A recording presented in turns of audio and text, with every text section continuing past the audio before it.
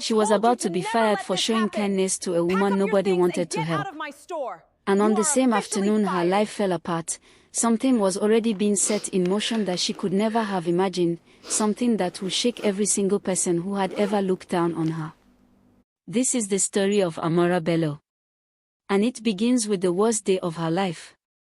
Welcome to @African_mystery_stories. If you're new here, kindly like, subscribe, and drop a comment. The Royal Crest Jewelers Boutique sat on the most expensive street in Lagos, its glass walls gleaming like a promise that ordinary people were not invited to keep.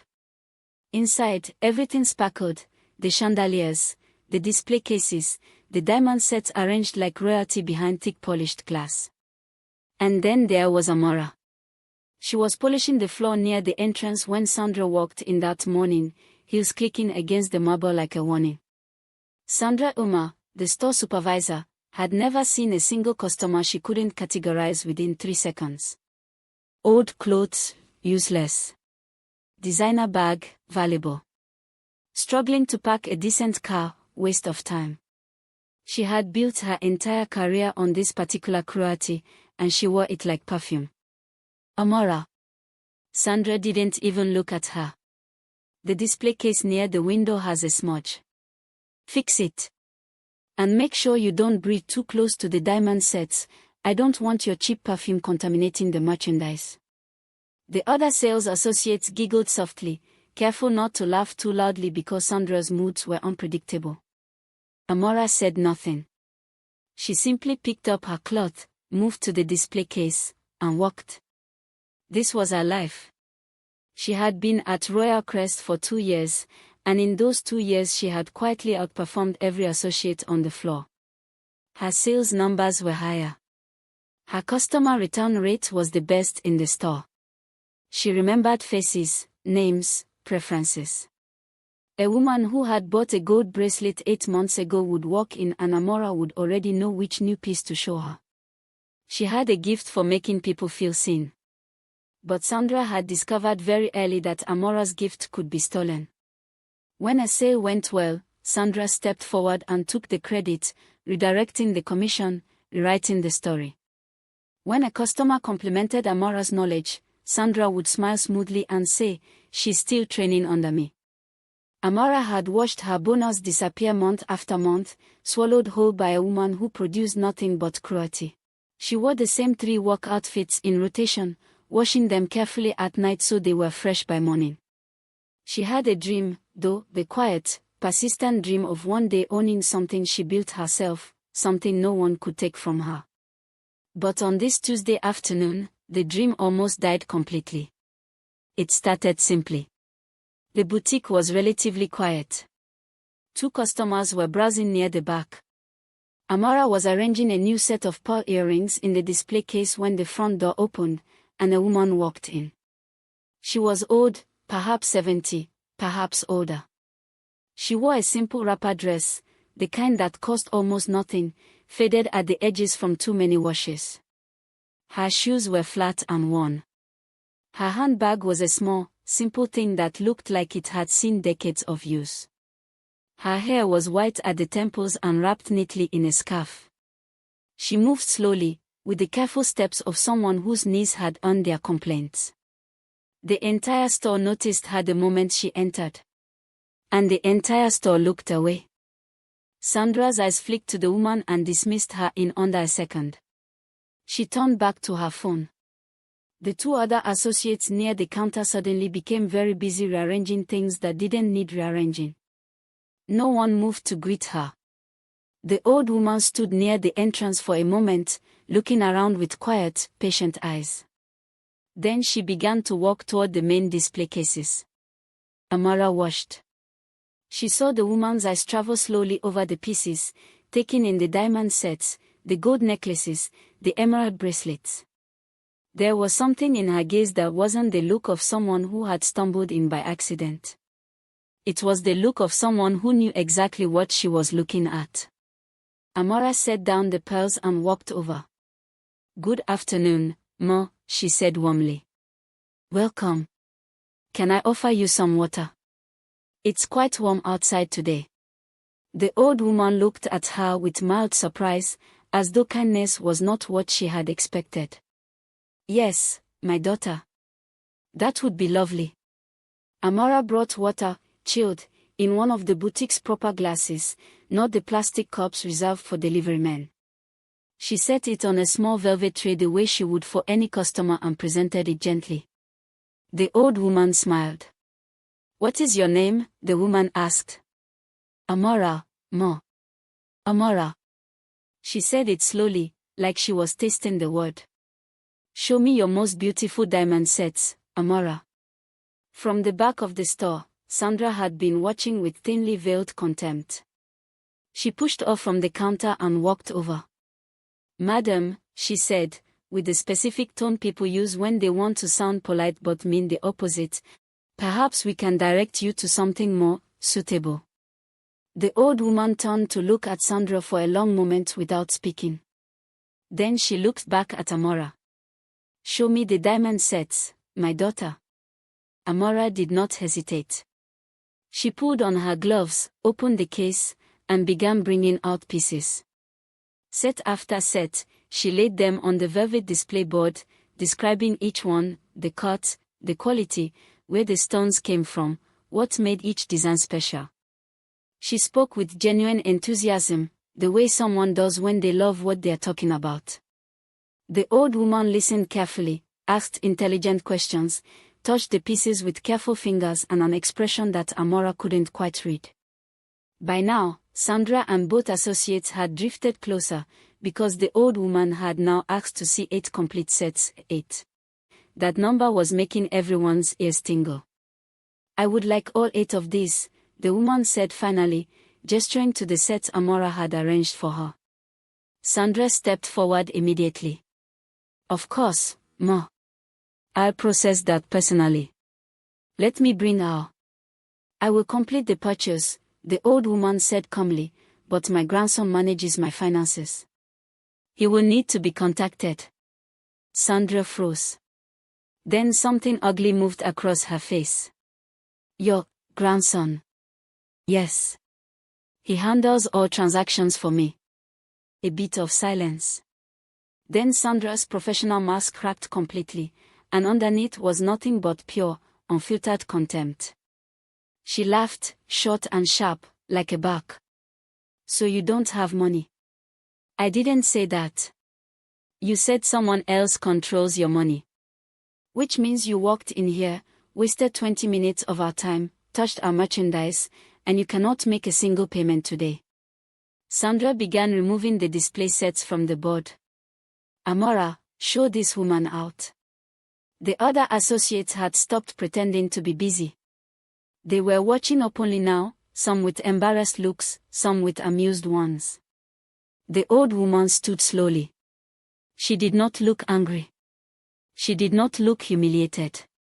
Her eyes were completely steady, and there was something in them, something deep and measuring, that Amara couldn't name. Amara did not move toward the door. Instead, she stepped quietly to the old woman's side. "Ma, I'll walk with you to the exit," she said softly. "Please take your time." As they moved toward the door, Sandra called after her, "Make sure she actually leaves, Amara. And sanitize that display case after." I don't know what she touched. Outside, the afternoon sun was fierce. The old woman paused on the pavement, and Amara noticed the way she looked briefly down the road, the look of someone calculating how far they had to walk. "Ma," Amara said quietly, "please wait a moment." She went back inside, went to her small bag in the staff room, and took out 500, which was not a small amount for her, not on her salary, not with her mother's money going out at the end of the month. She came back outside and pressed it gently into the old woman's hand. "For transport, Ma. Please don't walk in this heat." The old woman looked down at the money in her palm. She looked up at Amara. Something shifted in her expression, something soft, and old, and surprised. "You don't know me," the woman said. "I know you're tired and it's hot," Amara replied simply. "That's enough." The old woman wrapped both her hands around Amara's for a brief moment.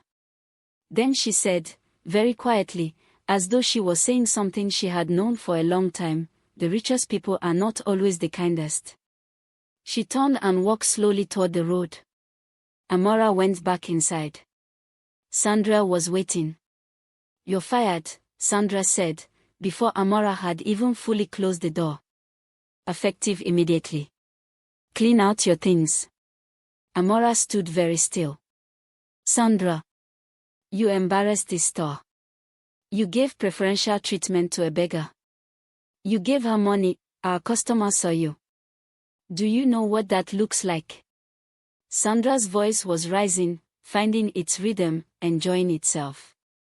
"You're lucky I don't report you for stealing from the cash register to fund your charity work." "I used my own money," Amara said quietly. "Get your things, Amara." She walked to the staff room. She opened her bag. She put her phone inside. Her hands were not shaking. She would not let them shake here, not in front of these people. She took her water bottle. She took her small notebook where she kept customer notes. She walked back through the store, past the display cases that she had polished every morning for 2 years, past the customers she had served, past the associates who couldn't meet her eyes now. She walked out into the sun. Then, and only then, on the pavement outside, with the city noise swallowing her whole, did she press her fingers to her mouth and let the tears come. She had done the right thing. She had lost everything for it. The mansion in Ikoyi sat behind gates so quiet and tall they seemed to belong to a different world entirely. The old woman was led through without a word. The security guard simply nodded as though he had been waiting. Inside, past the garden with its fountain and its carefully tended roses, past the double doors of the main house, Mrs. Ezen Okoye settled into her favorite chair in the sitting room. She did not immediately call for tea. She did not immediately speak. Her grandson found her there 10 minutes later. Daniel Adeyemi was 34, and he carried the specific kind of presence that wealthy men sometimes grow into, not loud, not flashy, but dense with purpose. He had built Crestline Luxury Holdings from a mid-size import company into a conglomerate that owned hotels, premium retail brands, and yes, Royal Crest Jewelers. He was used to being the most prepared person in any room. But he was not prepared for what he saw on his grandmother's face. "Mama, how was the visit?" He bent and kissed her cheek. "Tom said you wanted to visit the jewelry store. Did you find something?" "Sit down, Daniel." He sat. She told him what had happened. Calmly, precisely, without embellishment. When she finished, Daniel was quiet for a long moment. "They laughed at you," he said. "They laughed at me," she confirmed. "Except one." That evening, Daniel pulled up the security footage from Royal Crest himself. He didn't delegate it. He sat at his desk, rewound the timestamp, and watched. He watched the moment his grandmother entered and was ignored. He watched Sandra's performance of condescension, precise and practiced, the performance of someone who had done this many times before. He watched his grandmother ask to see the pieces and Amara, this young woman he didn't know, bring the water, kneel slightly to be at eye level with an elderly customer, handle the pieces with genuine care and genuine enthusiasm. He watched Sandra laugh. He watched Amara walk his grandmother out. He watched the scene on the pavement, the tiny detail, almost off camera, where Amara opened her own bag, took out money, and gave it away to a stranger she would never see again. Daniel sat back in his chair. He called Tond. "Find her," he said. "Her name is Amara. She worked at Royal Crest. Sandra fired her today. Find her." Amara was sitting on her bed eating gari and groundnuts because she had no interest in cooking and her budget for the month had just become catastrophic when her phone rang with an unknown number. She almost didn't pick up. The voice on the other end was professional and calm. "Miss Amara Bello. My name is Tond. I'm calling on behalf of Mr. Daniel Adeyemi of Crestline Holdings. He would like to meet with you tomorrow morning. A car will be sent. Amara stared at her wall for a long moment. I'm sorry, who? She did not sleep well that night. The car that arrived the next morning was the kind of car that made her neighbors stop and stare. She got in, stiff with discomfort, certain she was about to be ambushed by something she couldn't predict. They drove through gates she recognized, not because she had been there, but because she had seen photographs of the Adeyemi estate in a magazine once, the way you see photographs of places you never expect to enter. Then Mrs. Ezin was walking toward her across the entrance hall, both hands outstretched. Amara, my daughter. Come. The breath left Amara's body in a rush. She looked at this woman in the faded wrapper and the worn shoes, standing in the middle of a mansion like a queen who had never needed to prove anything to anyone. You, Amara said. Me, Mrs. Ezin agreed, and smiled. When Daniel came in, Amara was still sitting on the edge of the chair like she was afraid to fully commit to it. He thanked her, simply, directly, without the performance of wealthy generosity she had been braced for. He told her what her kindness had meant. He told her he had seen the footage. I want to offer you something, he said. Mr. Adeyemi, I didn't help her for a reward. I know. That's exactly why I want to offer it. He slid an envelope across the table.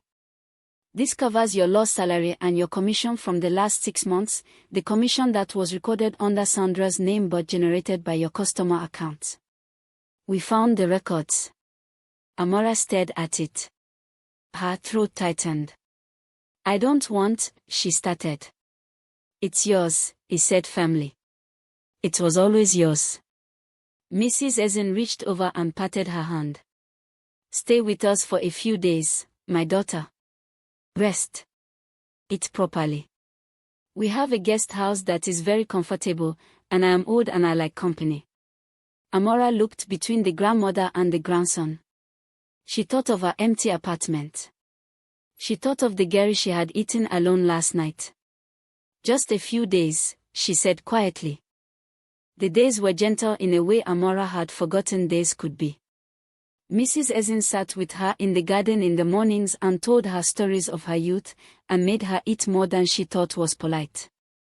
Daniel was usually in his office by 7, but he emerged in the evenings, and somehow he and Amara always ended up in the same conversation, about the city, about work, about what they both wanted the world to look like. He listened when she spoke. He didn't interrupt. He remembered what she had said the day before and asked about it the next day. It was on the 4th day that everything got complicated. Vivian Cole arrived without warning, in a car that announced itself before she did, and she walked into the house like someone taking inventory of everything she intended to own. She was beautiful in a cold, architectural way, cheekbones and posture and a handbag that cost more than Amara's entire year of rent. She found Amara in the garden with Mrs. Ezin. She stopped walking and stared. Who, she said to no one in particular, is this? Mrs. Ezin looked up calmly. This is Amara. She is our guest. Your guest. Vivian's eyes moved slowly over Amara, her simple dress, her flat shoes, her unassuming presence, with the precise, devastating inventory of someone who categorized people the same way Sandra did. How interesting. Daniel didn't mention any guest. Daniel doesn't report his grandmother's guest to you, Vivian, Mrs. Ezin said pleasantly. Vivian sat down, uninvited, in the chair closest to Mrs. Ezin and arranged herself with practiced elegance. She smiled at Amara the way a certain type of person smiles at a problem they intend to remove. So how do you know the family, Amara? Her voice was honeyed and exact. She helped me, Mrs. Ezin said. When no one else would. How lovely, Vivian said. So this is charity. Vivian. Daniel's voice came from the doorway. He had appeared without either woman noticing, and his expression was the particular kind of still that Amara was learning meant he was less calm than he looked. That's enough. Vivian turned to him with a brilliant smile that didn't shift a single muscle around her eyes. Darling, I was just getting to know your guest. I could hear you from inside. The silence that followed was the kind that says more than any conversation. Vivian rose, collected her bag, announced she would see them all at dinner, and glided back inside. Daniel looked at Amara. She looked back at him. I'm sorry, he said quietly. You don't have to apologize for her. I know. I'm doing it anyway. He gave her the job 3 days later. Administrative assistant at Crestline, reporting directly to his office, with a proper contract and a proper salary and a desk that no one could take away from her.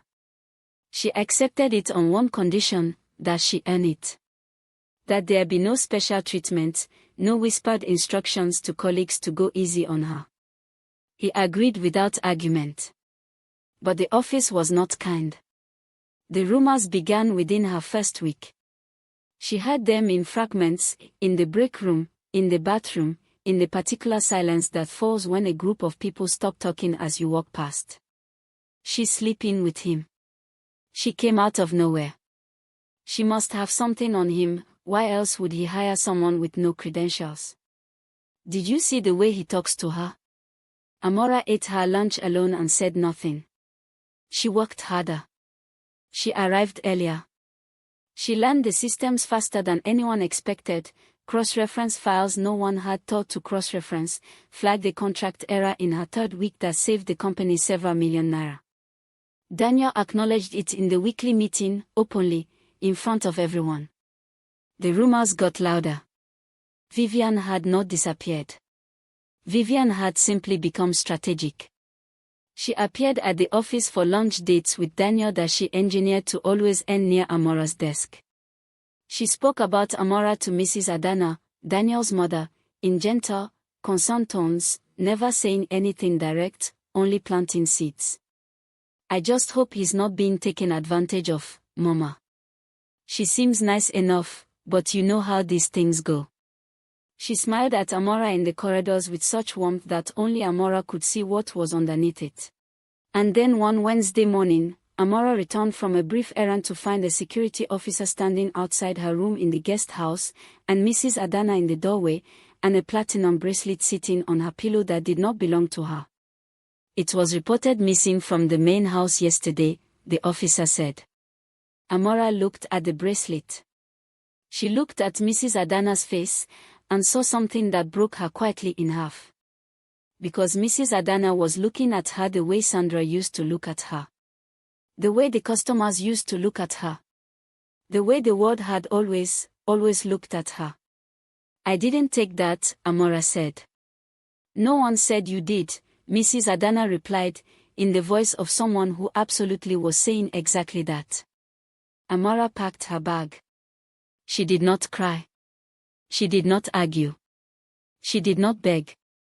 She walked out of the guest house into the late afternoon sun, and she called a cab with the last of the money she'd been trying to save, and she went back to her apartment in Yoba, and she sat on her bed, and she stared at the wall. She did not call Daniel. She would not be the woman who called a man to come and save her from the mess his world had made. But Daniel called her. She didn't pick up. He found the footage himself. Again. He sat in his office until midnight, going through every camera angle from the guest house corridor, rewinding, forwarding, watching. Tom sat with him and said nothing because there was nothing useful to say. They watched Vivian enter the guest house in the late afternoon while Amara was out. They watched her leave. They watched, 14 minutes later, a staff member be quietly directed by Vivian toward the bracelet. Daniel sat very still for a long time. Then he called his mother. The dinner that weekend was at the family house, Mrs. Adana's home, and Vivian had been invited, because Vivian was always invited, because she had spent 3 years ensuring she was always invited. She arrived with flowers and compliments and that smile, and took her place at the table like someone who had already won. Daniel waited until the plates were cleared. Then he placed a tablet on the table and pressed play. The footage was clear. The timestamp was clear. Vivian's face was clear. Vivian watched herself on the screen. For a moment, her expression didn't change. Then it cracked, not into guilt, but into fury. This is taken out of context. There is no context in which you enter another person's room and place stolen property in it, Daniel said. His voice was very quiet. I want you to leave this house, Vivian. And I want you to understand that you will not be welcome back. Mrs. Adana had not said a word during the footage. She sat now with her hands flat on the table and an expression on her face that Amara would later describe as someone realizing something they should have seen much earlier. She needs to know, Mrs. Adana said finally. Yes, Daniel agreed. She does. Amara was on her balcony with a cup of tea, watching the street below, when the knock came. She opened the door to find Mrs. Adana standing there, in person, without announcement, in a car that had parked quietly outside her building. They sat across from each other in Amora's small sitting room. Mrs. Adana looked around the room, the careful neatness of it, the few nice things arranged with intention, the absence of excess, and her expression shifted into something Amara had not seen on her face before. I owe you an apology, Mrs. Adana said. I assume the worst about you because of where you came from, not because of who you are. That was wrong of me. Amara was quiet. My son trusts his judgment, Mrs. Adana continued. And Mama doesn't trust you. And I have been watching you in that office for weeks, even when I didn't say so, and I have seen who you are. She paused. I am sorry, my daughter. Amara set down her cup. I accept your apology, she said simply. Mrs. Adana reached out and took her hand. The rooftop garden of the Crestline Grand Hotel was not open to the public. It had been arranged specifically for this evening, small lights strung between the plants, the Lagos skyline glittering below, the kind of quiet that cities almost never offer. Daniel was already there when Amara arrived, and he turned when he heard her steps, and something in his face did what faces do when they land on something they have been waiting for. You came, he said. You asked me to. He walked toward her, and they stood at the railing together looking out at the city that had swallowed them both and spat them back out toward each other. I need to say something, Daniel said. And I need you to let me finish. All right. You walked into our lives with nothing but kindness. Not strategy. Not ambition. Not an angle. Just kindness. You gave my grandmother water. You gave her your own money when you could barely afford to.